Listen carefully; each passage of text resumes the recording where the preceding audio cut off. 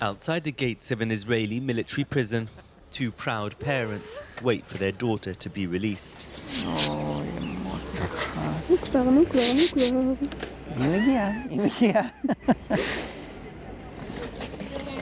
18-year-old Sophia has just finished a 20-day jail term.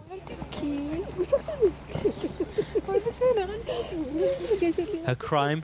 She's one of only two conscientious objectors since the war in Gaza began, refusing Israel's compulsory military service.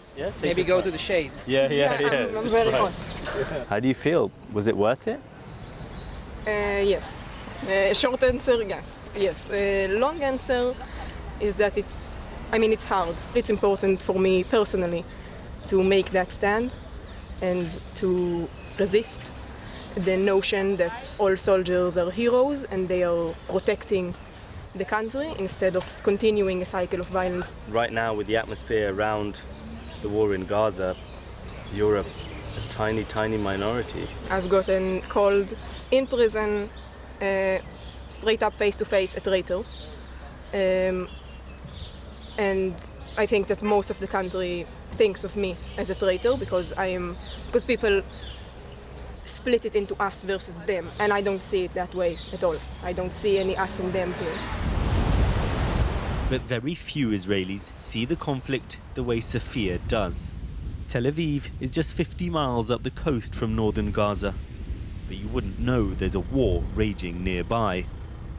Posters calling for the release of Israeli hostages still held by Hamas, a reminder of the trauma of the October 7th attacks.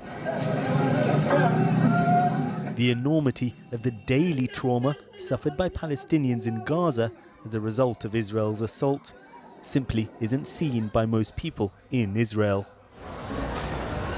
We've been looking at coverage of the war on Israeli TV and have analysed last week's main evening news bulletins on all the most popular channels. Over the course of the 5 days that we examined, there was not a single clip of a Palestinian in Gaza describing what they're going through.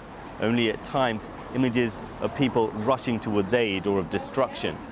There is plenty of coverage of the war, but barring a few exceptions, it's all through the lens of Israeli soldiers or the families of hostages. Some newspapers do take a more critical stance, but their readership is comparatively much smaller.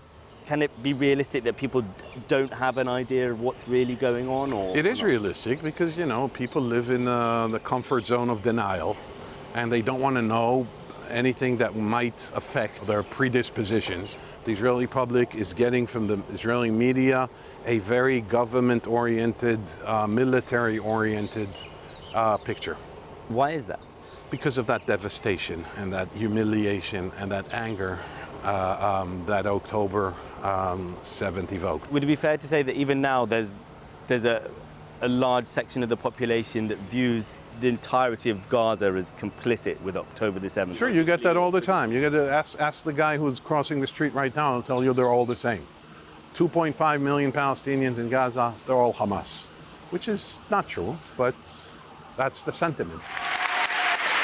The space for dissenting voices is shrinking when this Israeli filmmaker won an international award for a documentary with a Palestinian colleague in the West Bank. His speech was slammed as anti-Semitic, and he faced death threats. I'm free to move where I want in this land. Basel is, like millions of Palestinians, locked in the occupied West Bank. This situation of apartheid between us, this inequality, it has to end. Israelis are taking to the streets every weekend. This, a demonstration calling for a deal to be done now to bring the hostages home.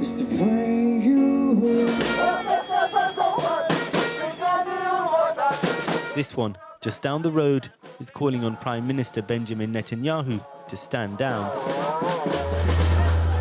There is some sympathy for civilians in Gaza, but the focus primarily is on Israeli suffering.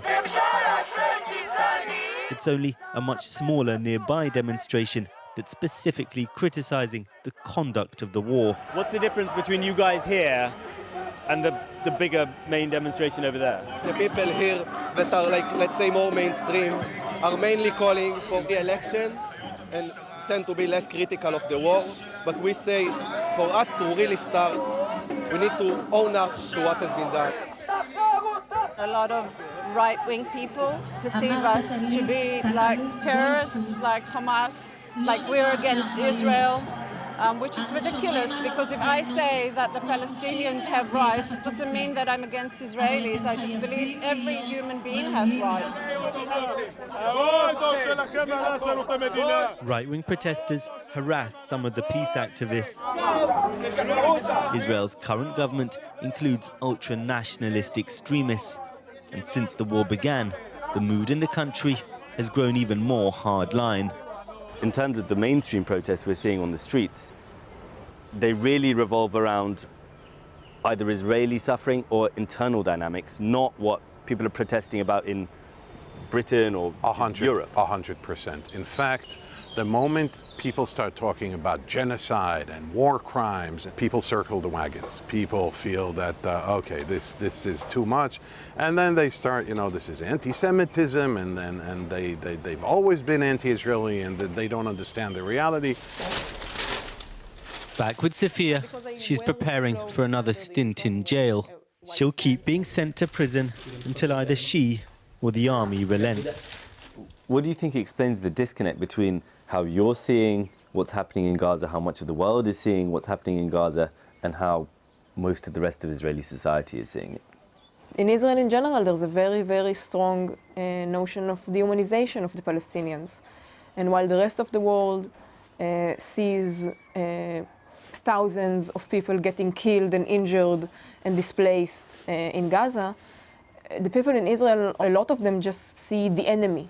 When you have such strong racism being told to you as the correct narrative from a very, very young age, it's really hard to break through that. In Israel, the prevailing view is that Hamas and its brutal rampage is responsible for all the bloodshed. The choking rage and existential fear of the early days of the war has begun to fade, but the anger and trauma of October the 7th is now ingrained in this nation's psyche and overrides anything else.